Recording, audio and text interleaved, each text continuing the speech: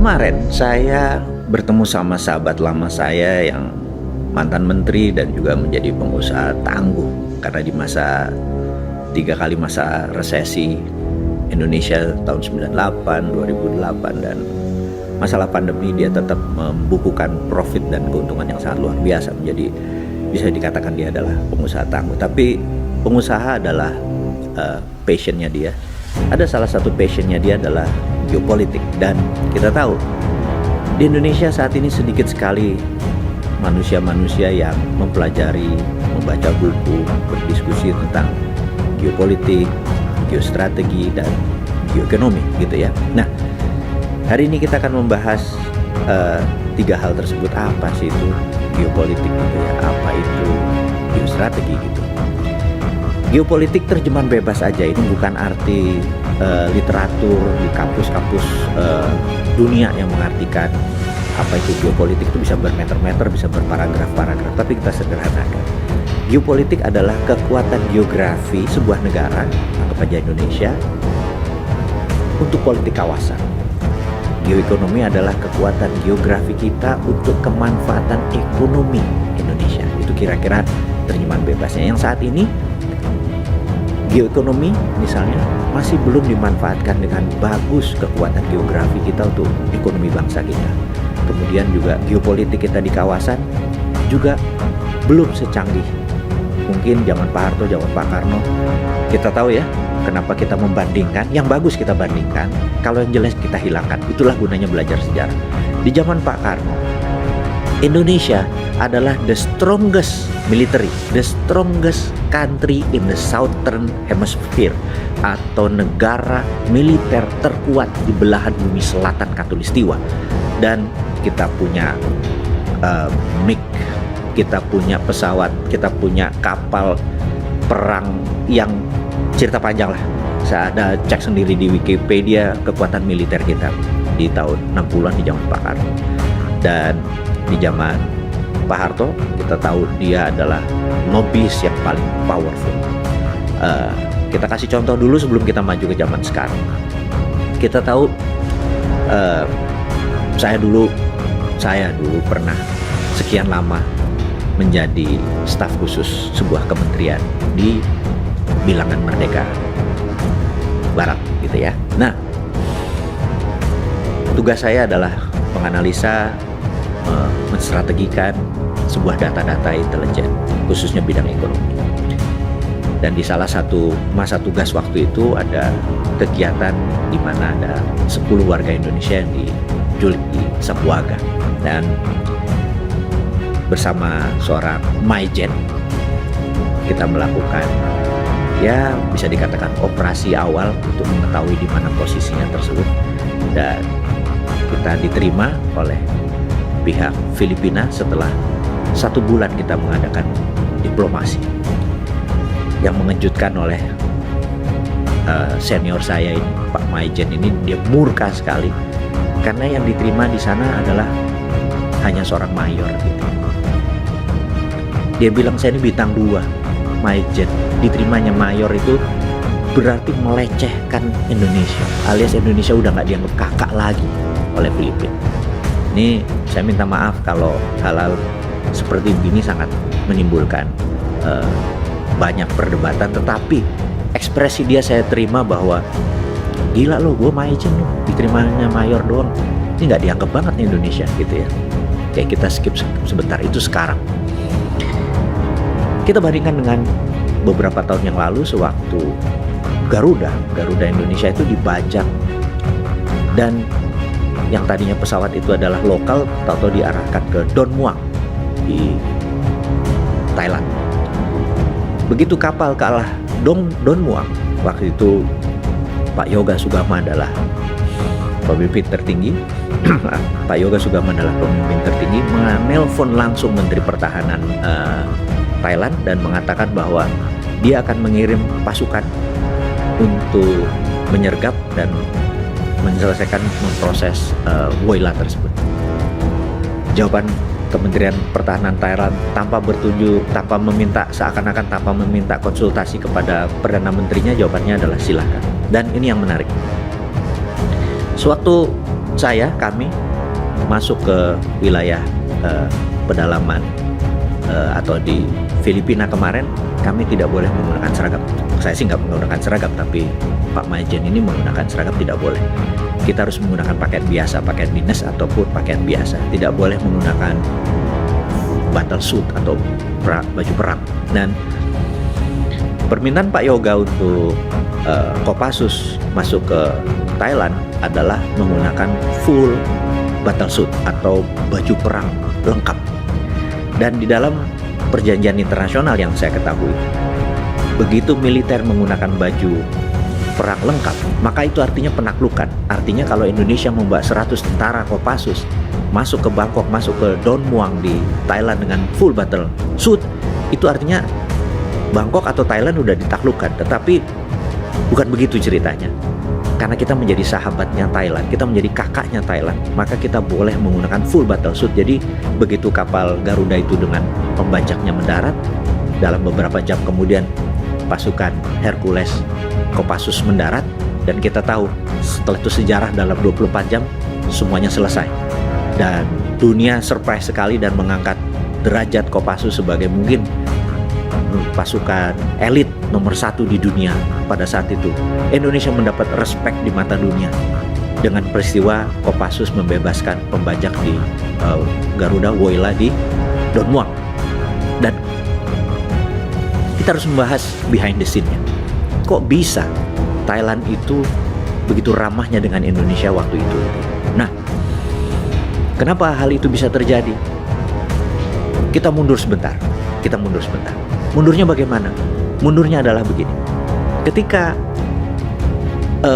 Pak Harto di zaman pemerintahannya membangun pupuk ASEAN Aceh Fertilizer, maka gas itu dipakai untuk ASEAN Fertilizer itu, pupuknya bukan saja untuk Indonesia, tapi sebagian, sekian persen diberikan kepada Thailand gratis dan diberikan kepada pemerintahan Vietnam gratis.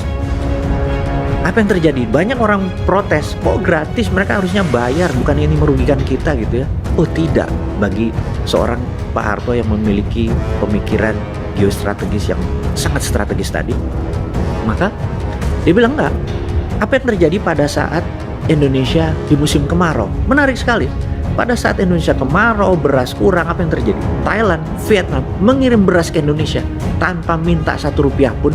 Karena itu, di zaman Pak Harto tidak ada kelaparan. Ini karena pintarnya dia melakukan strategi, menggunakan kekuatan geoekonomi tadi untuk mempengaruhi politik kawasan. Nah, kita belajar banyak bahwa setelah generasi beliau, maka hampir dikatakan cara bernegaranya itu tidak keren gitu ya. Nah, New Mind ini akan membawa kembali seperti itu, kembali kedaulatan kawasan. Jadi kalau kita datang ke Filipina ya tidak diterima mayor, majen, kalaupun yang pangkatnya lebih tinggi gitu ya. Juga pada saat kita minta sesuatu, Singapura begini, Malaysia begini, Thailand begini, dia bilang siap kakak, masuk kakak gitu ya. Karena kita saling membantu. Saat ini kita di kawasan belum terlalu direspek lagi. Itu harus dikumpulkan. Itu yang namanya geoekonomi dan geopolitik. Kita pahami kekuatan geografi untuk memanfaatkan kekuatan politik kawasan, menggunakan kekuatan geografi untuk memanfaatkan keuntungan ekonomi. Contoh lagi, kita tahu begitu New Mind mendapat mandat, kalau tadi printing money, sekarang untuk geoekonomi bagaimana? Sahabat semua tahu, dimanapun Anda saat ini pasti tahu bahwa di dunia ini mungkin ada 6-7 selat utama dunia. Selat, termasuk terusan itu juga selat. Ada terusan Suez, terusan Panama, di mana yang disebut mereka adalah wilayah utama karena kapal komersial lewat di sana. Di Indonesia ini ada 4 selat utama dunia. Ini yang harus diingat. Kenapa dikatakan 4 selat ini selat utama dunia? Karena memang dilewati oleh kapal-kapal internasional. Kita kasih contoh. Kita tahu negara di utara Indonesia itu ada Filipina, ada Hong Kong, ada Taiwan, ada Korea Selatan, ada Jepang, dan pastinya ada Tiongkok. Tiongkok ini udahlah kita tahu menjadi number 1 producer country, negara penghasil di dunia. Nah, 80% produknya itu pergi ke Eropa, pergi ke Asia Barat, pergi ke Afrika, pasti lewat Indonesia. Kemudian 20%-nya tidak lewat Indonesia karena ke Amerika Utara. Nah, ada sekitar 100.000 kapal setiap tahun lewat selat di Indonesia.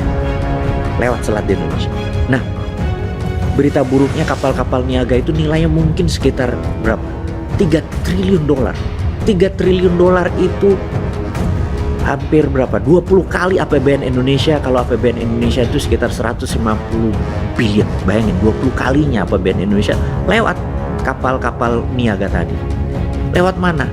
Contohnya kalau Australia mau mengirim nikelnya, mau mengirim batu baranya, dia akan lewat Selat Sumba, terus ke utara, Sumbawa, ke utara lewat Selat Makassar. Begitu juga kapal-kapal dari Selat Hormuz untuk mengirim minyak, dia lewat Selat Makassar juga ke utara menuju, kita tahu setiap hari ada 18 juta barel yang dibutuhkan oleh China, dibutuhkan oleh Jepang, dibutuhkan oleh Korea, itu semua lewat Selat Makassar. Nah, kalau kapal-kapal Tiongkok atau China itu pasti lewat Selat Malaka karena itu port kelangnya, Port Dickson, Malaysia, termasuk Singapura, pelabuhannya itu dilewati kapal-kapal mereka. Nah, bisa dibayangkan kita cuma dapat tainya doang, dapat kotorannya doang, nggak ada benefitnya dari kapal tuh lewat perairan internasional. Emang ada UNCLOS, memang ada perjanjian itu, tapi UNCLOS itu adalah penjajahan atas wilayah laut Indonesia. Jadi Newman pasti akan melawan UNCLOS, United Nations yang punya aturan itu. Kita berani, kita harus berani.